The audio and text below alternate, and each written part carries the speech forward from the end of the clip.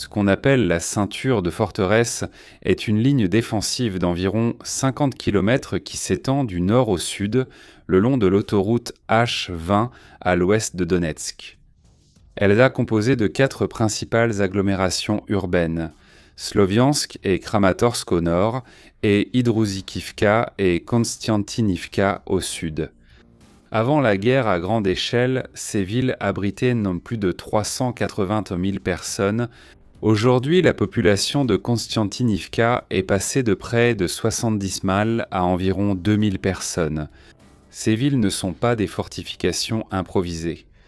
Depuis 2014, après que les forces ukrainiennes ont repris la région aux séparatistes pro-russes, Kiev a investi du temps, des ressources et de l'ingénierie pour transformer la ceinture en une position défensive robuste. Des tranchées, des barrières anti-chars, des positions d'artillerie intégrées au terrain urbain et, plus récemment, des systèmes étendus de protection contre les drones. L'objectif a toujours été le même: empêcher la Russie de réaliser une avancée rapide et profonde vers l'ouest à partir de Donetsk. Pour Moscou, capturer ou contourner cette ceinture est une priorité stratégique de longue date. Le président Vladimir Poutine a répété à plusieurs reprises que le contrôle total de l'ouest de Donetsk est une condition pour mettre fin au conflit. La Russie contrôle environ 80% de l'ouest. Ce qui reste concentré en grande partie dans cette ceinture est ce qui maintient encore la ligne ukrainienne à l'est. À la fin juin, la Russie concentre ses principaux efforts offensifs précisément contre le secteur sud de cette ceinture, en se concentrant sur Konstantinivka. Après la prise de Toretsk en août de l'année dernière, les forces russes ont continué à avancer vers le nord-ouest. À présent, de petites unités russes ont déjà pénétré dans les périphéries de la ville. Les commandants ukrainiens du 19e corps d'armée rapportent que ces infiltrations sont constantes, bien qu'elles soient encore limitées à des groupes très lents. Pour l'instant, ces infiltrations ne constituent pas une avancée opérationnelle consolidée. Selon l'évaluation de l'Institute for the Study of War, elles ne sont pas suffisantes pour une percée rapide. Cependant, elles aggravent la situation tactique pour les troupes ukrainiennes et ouvrent la voie à des combats rapprochés si la Russie parvient à renforcer les positions infiltrées. Pendant ce temps, les routes et les lignes d'approvisionnement ukrainiennes reliant Konstantinivka aux positions au nord sont constamment attaquées. L'artillerie, les drones et les bombes planantes russes frappent les infrastructures le long de la route qui monte vers Hydrouzikivka. Du côté ukrainien, des attaques de drones à moyenne portée contre la logistique russe à l'arrière ont causé des pertes importantes, mais elles n'ont pas suffi à interrompre complètement les opérations offensives de la Russie dans la région. À l'extrême nord de la ceinture, où se trouvent les villes de Sloviansk et Kramatorsk, on ressent également la pression de l'avancée russe. Les forces russes opèrent à environ 15 km de distance et mènent des attaques aériennes et des attaques de drones avec une fréquence croissante. L'objectif semble être de maintenir les défenses ukrainiennes en place et d'empêcher que des réserves soient déplacées vers le sud, où la pression est plus forte.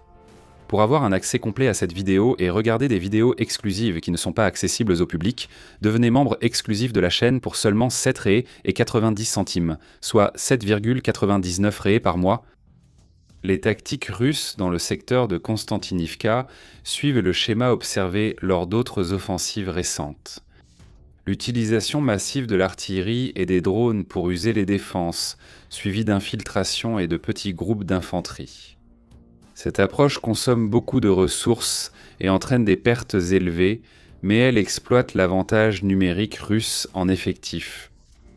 Malgré les pertes russes à l'arrière causées par les attaques ukrainiennes, Moscou parvient encore à maintenir l'offensive dans certains secteurs spécifiques.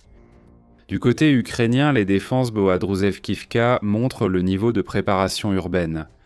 Des filets anti-drones couvrent des portions de route.